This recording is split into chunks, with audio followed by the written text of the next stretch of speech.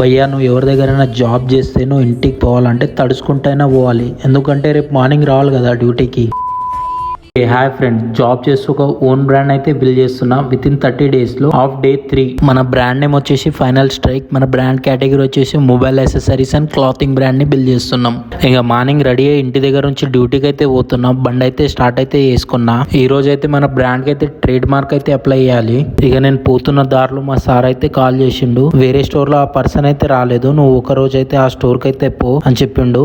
అక్కడ నుంచి లొకేషన్ వేసుకుని అయితే స్టోర్ కి అయితే పోతున్నా. కానీ మిడిల్ అయితే ట్రాఫిక్ అయితే మస్తుంది. ఇంకా ఫైనల్లీ స్టోర్ దగ్గరకు అయితే వచ్చేసి బండి అయితే బయట అయితే పార్క్ చేసేసిన. లోపలికి పోయి అటెండెన్స్ అయితే వేసుకున్నా. ఇక డే మొత్తం వర్క్ చేసి లాగౌట్ అయితే పెట్టుకున్నా నైట్ టైంలో.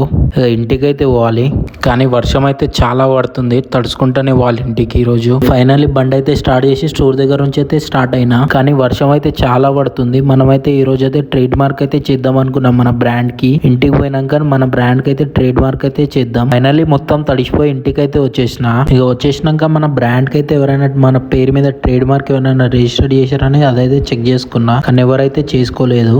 ఇక డే 4 లో మన డాక్యుమెంట్స్ అయితే సబ్మిట్ చేసి మన ట్రేడ్ మార్క్ అయితే కంప్లీట్ చేసుకుందాం.